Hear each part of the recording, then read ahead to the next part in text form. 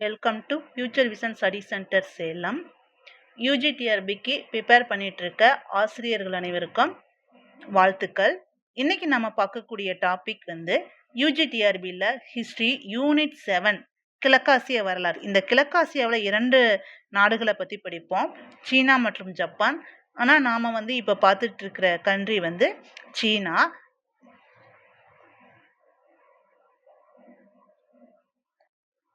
சீன வரலாறுல நாம இப்ப பார்க்கக்கூடிய டாபிக் 100 நாட்கள் சீர்திருத்தம். ஓகேங்களா? இந்த 100 நாட்கள் சீர்திருத்தம் அப்படிங்கிறது சீனாவை ஆட்சி செய்த கடைசி வம்சமான மஞ்சு வம்சத்தினுடைய அரசர்கள் கொண்டு வந்த இந்த சீர்திருத்தம் என்னென்ன கொண்டு வந்தாங்க அப்படிங்கிறத நம்ம பார்க்கலாம். அதனால் ஏற்பட்ட விளைவு என்ன அப்படிங்கிறதும் நம்ம இந்த வீடியோவில் பார்க்கலாம். 100 நாட்கள் சீர்திருத்தம். இந்த 100 நாட்கள் சீர்திருத்தம் எப்ப கொண்டு வரப்பட்டதுன்னா ஜூன் 11 1898 ஜூன் 11 டு செப்டம்பர் 21 வரைக்கும். ஆக்சுவலா இது 103 நாள் வருது. ஆனா இதை 100 நாள் சீர்திருத்தம் அப்படின்னு தான் சொல்றாங்க. ஓகேங்களா? சரி, இந்த 100 நாள் சீர்திருத்தத்தை மேற்கொண்ட சீன பேரரசர் யாரு அப்படின்னா குவாங்சி. ஓகேங்களா?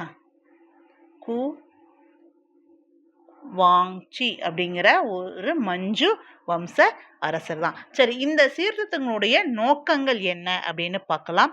அதாவது அயல் நாட்டவரின் பிடியிலிருந்து சீனாவை மீட்டு புது பொலிவு பெற செய்வது.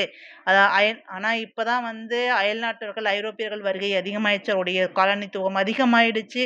அது மட்டும் அல்லாம சீனாவில் ஜப்பானுடைய ஆதிக்கம் அதிகமாயிடுச்சு. ஓகேங்களா?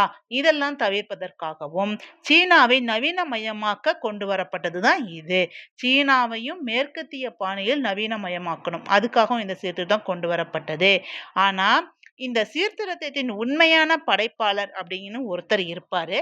அவர் பேர் குவாய் யூ வெய். ஓகேங்களா? பேரெல்லாம் கொஞ்சம் ஒரு மாதிரி தான் இருக்கும்.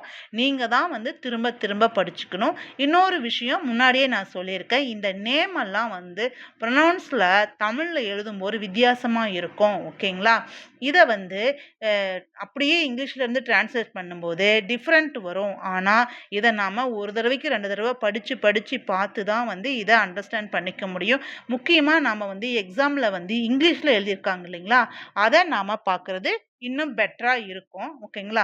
ஆனா இதை திரும்ப திரும்ப ப்ரொனவுன்ஸ் பண்ணி நம்ம பார்த்து தான் இதை நாம ஐடென்டிஃபை பண்ண முடியும். ஓகேங்களா? குவாய் யூ வெய் அப்படிங்கிறவர் தான் இந்த சீர்திருத்தத்தின் உண்மையான படைப்பாளர் ஆவார். ஓகேங்களா? இந்த சீர்திருத்தங்கள்ல மேற்கு என்னென்ன பண்ணாங்க அப்படிங்கிறத இப்ப பார்க்கலாம். சீனாவில் தான் இந்த சீர்திருத்தம் கொண்டு வந்தாங்க. எப்போ அப்படின்னா 1891ஆம் ஆண்டு 100 நாட்கள் சீர்திருத்தம். மொத்தத்தில் பேரரசர் 40க்கும் மேற்பட்ட கட்டளைகளை பிறப்பித்தார். அவை இயற்றப்பட்டிருந்ததால் சீன சமூகத்தின் ஒவ்வொரு கற்பனை அம்சங்களையும் மாற்றி அமைக்கும் அப்படின்னு நினைச்சாங்க. அதாவது சீனாவில் இருந்த பழமையான விஷயங்கள்ல மாற்றி அமைக்கப்படும் அப்படின்னு சொன்னாங்க. பாருங்க, இதுல எத்தனை கட்டளைகள் இருந்தது? 40 கட்டளைகள் இருந்தன. சீன பாரம்பரியங்களை அடையாளமாக கொண்ட பழைய சிவில் சர்வீஸ் தேர்வு முறை ஒழிக்கப்பட்டது. அதாவது பழைய முறையிலான தேர்வு முறைகள் ஒழிக்கப்பட்டன. மேலும் தேசிய பள்ளிகள் மற்றும் கல்லூரிகளின் புதிய அமைப்பு நிறுவப்பட்டது மேற்கத்திய பாணியில். மேற்கத்திய தொழில், மருத்துவம், அறிவியல், வணிகம் மற்றும் காப்புரிமை அமைப்புகள் ஊக்குவிக்கப்பட்டு ஏற்றுக்கொள்ளப்பட்டன. அரசாங்க நிர்வாகம் புதுப்பிக்கப்பட்டது. சட்ட குறியீடு மாற்றப்பட்டது. இராணுவம் சீர்திருத்தப்பட்டது. ஊழல் தாக்கப்பட்டது அல்லது தடுக்கப்பட்டது. இதெல்லாம் ரொம்ப முக்கியம். ஏன்னா இராணுவம் சீரமைத்து சீர்திருத்தமா இருந்திருந்தால் முதல் சீன ஜப்பானிய போரின் போது சீனா வெற்றி அடைஞ்சிருக்கும். ஓகேங்களா? ஊழல், இராணுவம் மற்றும் பாரம்பரிய கல்வி முறை மீதான தாக்குதல் பாரம்பரிய சீன சமூகத்தின் சலுகை பெற்ற வகுப்புகளை அச்சுறுத்தியது. அதாவது எந்த ஒரு நாட்டிலுமே பாரம்பரியமான ஒரு சமூக சலுகைகள், அதாவது பாரம்பரியமான ஒரு விஷயங்கள வந்து மாத்துறது அவ்வளவு ஈஸி இல்ல. ஏன் இந்தியாவுல கூட தான் ராஜாராம் மோகன் ராய் அவர்கள் வந்து சதி அப்படிங்கிறத ஒழிக்கிறதுக்காக பிரிட்டிஷாரின் உதவியுடன் எவ்வளவு கஷ்டங்கள பட்டு அந்த சட்டம் கொண்டு வந்தாரு 1829ல. ஓகேங்களா? அந்த பாரம்பரியமான சமய ரீதியான விஷயங்கள மாத்துறது வந்து அது வந்து அவ்வளவு எளிதல்ல. நாட்டிலேயே வந்து என்னாகும்னா பழமைவாதிகள் வந்து எதிர்ப்பு நிறைய இருக்கும். அதே மாதிரி தான் சீனாவிலயும் நடந்திருக்கு. பேரரசி வரதட்சணை, அதாவது அவங்கள வந்து ஷார்ட்டா அப்படி சொல்லுவாங்க. இது வேணாம். ஓகேங்களா? சிங்சியின் பின்னால் பழமைவாத சக்திகள் அணிந்திருந்தன. பேரரசியோடது இராணுவம் தனது பக்கத்தில் இருந்ததால் அவள் ஒரு ஆட்சி கவிழ்ப்பை நடத்தி பேரரசை அவரது அரண்மனையில் சிறையில் அடைத்தார். அதான் பேரரசர் யாரு? குவாங்சுவர். கங் மற்றும் லியாங் ஜப்பானுக்கு தப்பிச் செல்ல முடிந்தது. ஆனால் மற்ற 6 இளம் சீர்திருத்தவாதிகள் தூக்கிலிடப்பட்டனர். அந்த லியாங் அப்படிங்கிற முன்னாடி நம்ம பார்த்தோம், இதுக்கு முன்னாடி வீடியோவில் இந்த லியாங் அப்படிங்கிற வந்து இந்த சீர்திருத்தத்திற்கு உதவி இருந்தாரு அப்படின்ட்டு. நவீன பள்ளிகளை நிறுவுதல் போன்ற சில மிதமான சீர்திருத்த நடவடிக்கைகள் தக்க வைக்கப்பட்டாலும் தேர்வு முறை மீண்டும் நிறுவப்பட்டது மற்றும் ஒருபோதும் இயற்றப்படாத பெரும்பாலான சீர்திருத்த ஆணைகள் ரத்து செய்யப்பட்டன. ஓகேங்களா? ஆனா உண்மையில சொல்லணும்னா இவ்வளவு சீர்திருத்தங்கள் கொண்டு வந்தும் இந்த 100 நாள் சீர்திருத்தம் வந்து தோல்வியில்தான் முடிந்தது. ஓகேங்களா? 1900களில் பிற்பகுதியில் ஜாங் ஷிடோங் போன்ற அதிகாரிகள் முழு அளவிலான சீர்திருத்த முயற்சிகளை மேற்கொள்ள அனுமதிக்கப்பட்டனர். இருந்தாலும் கொஞ்சம் கொஞ்சம் கொண்டு வந்தாங்க. ஆனால் அது ஒரு துண்டான தாமதமான முயற்சி. 100 நாட்கள் சீர்திருத்தத்தின் தோல்வி சீனாவில் ஏகாதிபத்திய ஆட்சியின் தீவிர புரட்சிக்கான கடைசி முயற்சியை குறித்தது. ஓகேங்களா? இது மூலமே தெரியுது சீனாவுடைய 100 நாள் சீர்திருத்தம் ஏன் தோல்வி அடைஞ்சது அப்படின்னு. ஏன்னா உள்நாட்டு மக்களே வந்து அதை முழுமையா ஏத்துக்கிறதுக்கு விரும்பல. ஓகேங்களா? இங்க பாருங்க, பேரரசர் குவாங்சோ. ஓகேங்களா? கிங் வம்சத்தின் பேரரசர். இந்த 100 நாள் சீர்திருத்தம் கொண்டு வருவதற்கான காரணம் என்ன அப்படின்னா, முன்னையே நம்ம பார்த்தோம், சீனாவின் பின்தங்கிய நிலை, சீனாவில் ஐரோப்பியர்களின் ஆதிக்கம், கிறிஸ்துவ சமய பரப்புலர்களின் செயல்கள், அப்புறம் முதல் சீன ஜப்பானிய போரில் ஏற்பட்ட தோல்வி, இதெல்லாம் வந்து இதனுடைய புரட்சிகள் இந்த 100 நாள் சீர்திருத்தம் கொண்டு வருவதற்கான காரணங்கள். ஆனா இந்த 100 நாள் சீர்திருத்தம் கொண்டு வருவதற்கான காரணங்கள் இன்னும் முக்கியமா ஒண்ணு என்ன அப்படின்னா, அறிஞர்களுடைய செயல்பாடுகள். முக்கியமா வந்து டாக்டர் சன் யாட்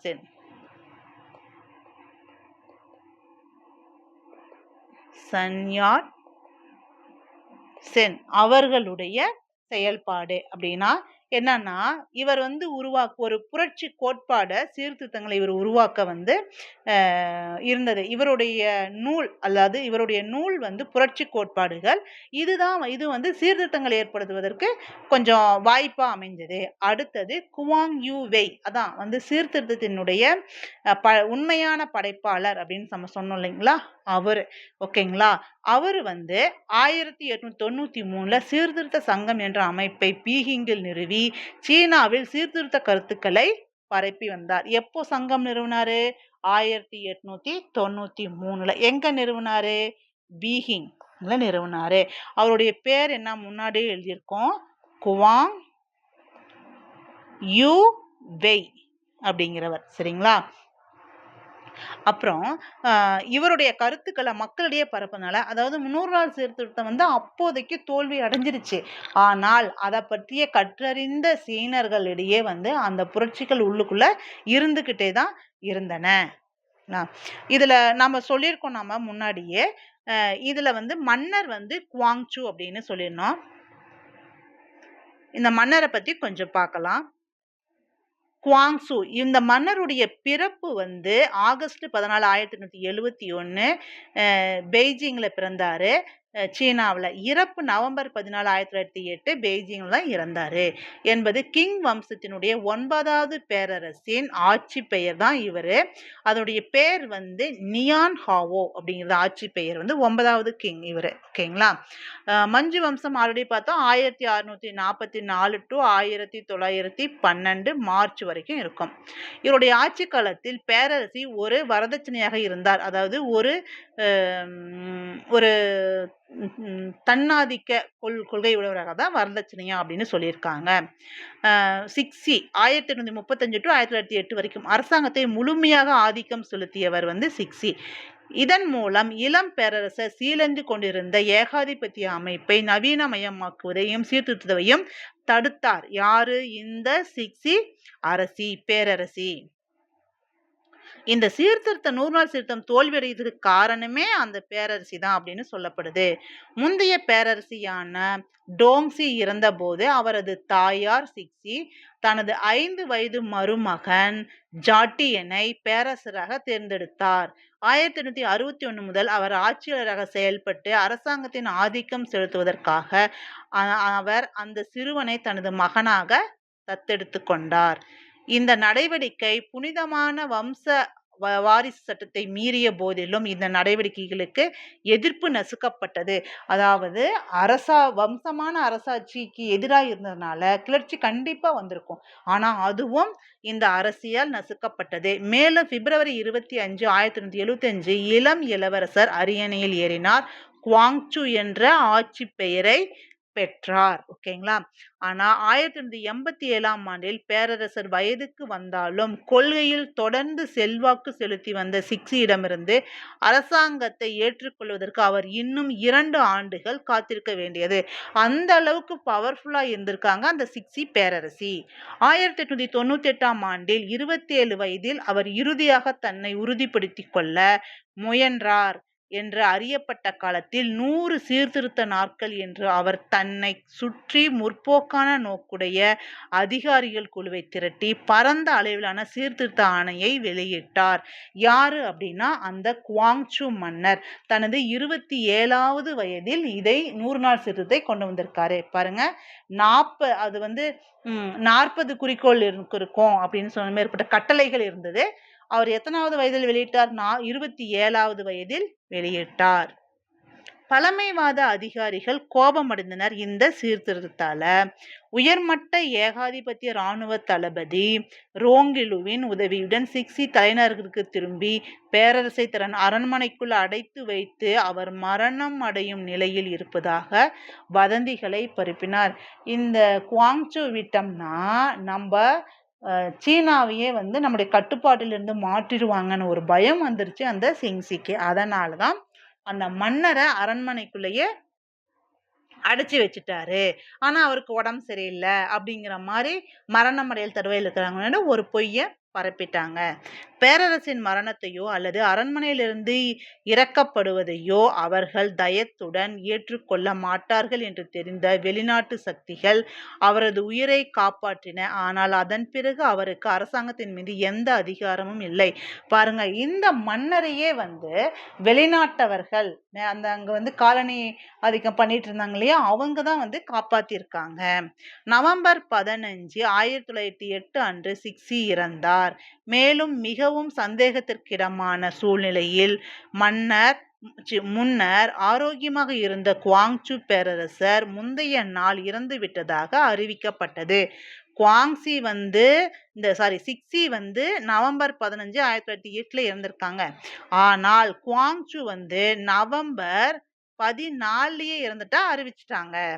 சிங்ஸியின் இறுதி ஆணை பேரரசின் 3 வயது மகன் புயிக்கு அரியணையை வழங்கியது. அவர் குவாண்டோங் பேரரசராக ஆட்சி செய்தார். ஆரம்பத்தில் இருந்தே பேரரசர் விஷம் குடித்ததாக பரவலாக நம்பப்பட்டது. ஓகேங்களா? அப்போ இந்த மஞ்சு வம்சத்தினுடைய கடைசி ஆட்சியாளர் அப்படின்னா யாருன்னா இவங்க தான். யாரு? புயி. ஆனால் அவர் இறந்து 1 நூற்றாண்டு வரை இந்த கோட்பாட்டை ஆதரிக்க எந்த ஆதாரமும் இல்லை.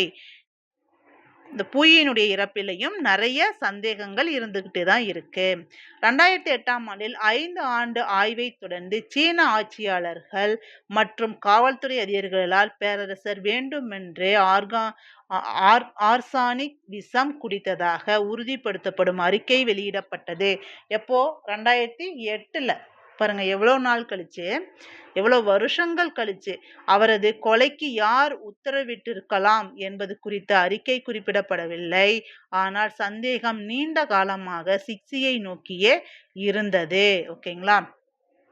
இதுதான் சூயி வம்சத்தினுடைய கடைசி காலகட்ட கடைசி அரசராக இருந்ததாங்க. கடைசி அரசர் யாரு அப்படின்னா புயி அரசர் புயி தான் இருந்தாங்க. ஓகேங்களா? இப்போ இந்த 100 நாள் சீர்திருத்தங்கள் பத்தி பார்த்தோம் இல்லைங்களா? அதை பத்தி ஒரு ரீகால் பார்க்கலாம்.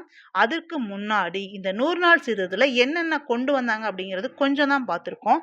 அதை பத்தி இன்னும் இன்னும் எக்ஸ்ட்ரா பாயிண்ட்ஸ் என்ன அப்படிங்கிறத பார்க்கலாம். இந்த 100 நாள் சீர்திருத்தத்தை கொண்டு வந்த குவாங்சு மன்னர் வெளியிட்டது பீகிங்கில் மத்திய பல்கலைக்கழகம் ஒன்று நிறுவப்படும். எங்க? பீகிங்ல மத்திய பல்கலைக்கழகம் படும். அதுக்கப்புறம் ஐரோப்பிய மொழியில் உள்ள புத்தகங்கள் சீன மொழிகளில் மொழிபெயர்க்கப்படும். ஓகேங்களா? ஆனா முறைகேடு நிரம்பி இருந்த ஆட்சித்துறையில சீரமைக்கப்படும் அப்படின்னு சொல்லியிருந்தாங்க. ஓகேங்களா?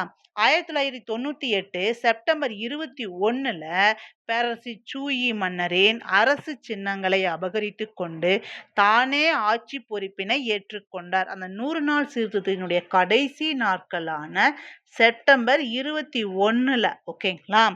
இந்த சூயி அந்த அரசி என்ன பண்ணிட்டாங்கன்னா மன்னருடைய சின்னங்கள், அதான் இதை முன்னாடியே பார்த்தோம், சிக்ஸி அவங்க தான் சூயின்னு சொல்றாங்க. ஓகேங்களா?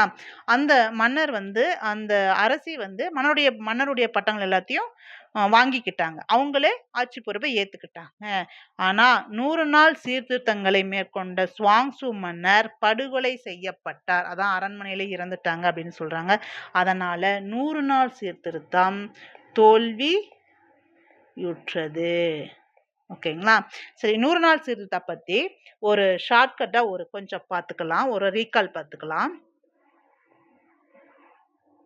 100 நாள் சீர்திருத்தம் எப்ப மேற்கொள்ளப்பட்டது அப்படின்னா 1898 ஜூன் 11 டு செப்டம்பர் 11 வரைக்கும் நடந்தது அப்படின்னு சொல்றாங்க. இந்த செப்டம்பர் 11 தான் பேரரசி சூசி மன்னரினுடைய சின்னங்களை அபகரித்து கொண்டு தானே ஆட்சி பொறுப்பினை மீண்டும் ஏற்றுக்கொள்வார். சரிங்களா? இந்த 100 நாள் சீர்திருத்தத்தினுடைய நோக்கம் என்ன அப்படின்னா அந்நியர் பிடியிலிருந்து சீனாவை மீட்டு புது பொலிவு பெற செய்வது, சீனாவை நவீன மையமாக்குவது. ஓகேங்களா? இதெல்லாம் கொண்டு வரப்பட்டது. இது மட்டும் இல்லாமல் சீனாவுடைய பின்தங்கிய நிலைமை ரொம்ப மோசமா இருந்தது. கிறிஸ்துவ சமய பரப்புரையர்களுடைய செயல்கள் அதிகமா இருந்தது. அப்புறம் முதல் சீன ஜப்பானுடைய போர்ல சீனாவுடைய தோல்வி இதற்கு முக்கிய இதா இருந்தது. ஆனா இந்த சீர்திருத்தத்திற்கு உதவி புரிந்த 2 அறிஞர்கள் யார் அப்படின்னா டாக்டர் சன் யாட் சென், அவரால் உருவாக்கப்பட்ட புரட்சி கோட்பாடுகள் அப்படிங்கிற ஒரு சீர்திருத்த ஒரு கோட்பாடு சீனாவில் சீர்திருத்தங்களை கொண்டு வரதற்கு வாய்ப்பா அமைஞ்சது அல்லது காரணமா அமைஞ்சது. அடுத்தது குவாங் யூ வெய், இவர் தான் 100 நாள் சீர்திருத்தத்தின் உண்மையான படைப்பாளி ஆவார். இவர் 1893ல் சீர்திருத்த சங்கம் அப்படிங்கிற ஒரு அமைப்பை ஏற்படுத்தி சீனாவை நவீனமயமாக்கும் முயற்சியில ஈடுபடுவாரு. இந்த மாதிரி மேற்கொள்ளப்பட்ட சீர்திருத்தத்துல முக்கியமா சிவில் சர்வீஸ் சேர்வை மாற்றி அமைக்கிறது, பள்ளிகளை மேற்கத்திய முறையில் கொண்டு வருவது, அப்புறம் ஐரோப்பிய மொழிகளில் உள்ள புத்தகங்களை சீன மொழிகளில் மொழிபெயர்ப்பது, இந்த மாதிரி விஷயங்கள் எல்லாம் இராணுவம், அப்புறம் அரசாங்க முறையில் இந்த ஊழல்களை தடுப்பது, இந்த மாதிரி விஷயங்கள் கொண்டு வரப்பட்டது. ஓகேங்களா? ஆனால் அப்படி கொண்டு வரப்பட்ட சீர்திருத்தங்கள் தோல்வியில் முடிந்தன. இதற்கு காரணம் பேரரசி சூசி. ஓகேங்களா? அடுத்தது இந்த குவாங்சு மன்னரை பற்றி பார்க்கலாம். அவருடைய பிறப்பு, அவருடைய இறப்பு இதெல்லாம் ஒரு தடவை பார்த்துக்கோங்க. அந்த சிக்ஸி அப்படிங்கிற அரசி தான் இவங்க சூசி அப்படின்னு சொல்கிறாங்க. பாருங்க, சிக்ஸி சூசி. இதுலயே கொஞ்சம் வித்தியாசம் வருது பார்த்தீங்களா? அதுதான் இது. இவங்க தான் வந்து இந்த 100 நாள் சீர்திருத்தம் வந்து தோல்வியடைவதற்கு காரணம் அப்படின்னு சொல்றாங்க. ஓகேங்களா? ஆனா, இந்த 100 நாள் சீர்திருத்தத்தில வந்து கொண்டு வந்த மன்னர வந்து இந்த அ சுயி அ பேரரசி வந்து சிறை வைக்கப்பட்டாங்க. ஆனா இருந்தாலும் மேற்கத்தியர்களுடைய உதவியுடன் அவர் வெளியிட வருவாரு. இருந்தாலும் அவர் வந்து இறுதியில வந்து கொல்லப்பட்டுருவாங்க. இப்போ சமீப காலத்துல அதாவது 2008ஆம் ஆண்டு முதல் வந்து ஒரு ஆண்டு ஆய்வு வரும். இதுல என்னன்னா, சீன ஆட்சியாளர்களும், காவல்துறை அதிகாரிகளும் பேரரசர் வேண்டுமென்றே ஆர்சானிக் விஷம் குடித்ததாக உறுதிப்படுத்தப்படும் அறிக்கை வெளியிட்டாங்க. ஓகேங்களா? ஆனா, அவரது கொலைக்கு யார் உத்தரவிட்டிருக்கலாம் என்பது குறித்து அறிக்கை குறிப்பிடவில்லை. ஆனால் சந்தேகம் நீண்ட காலமாக சிக்ஸியை நோக்கியே உள்ளது. ஓகேங்களா? இதுக்கப்புறம் அடுத்த வீடியோல நாம சீனாவுல புரட்சி 1911 அதற்கான காரணம் என்ன? போக்கு, விளைவு இதெல்லாம் நாம அடுத்த வீடியோல பார்க்கலாம். Thank you.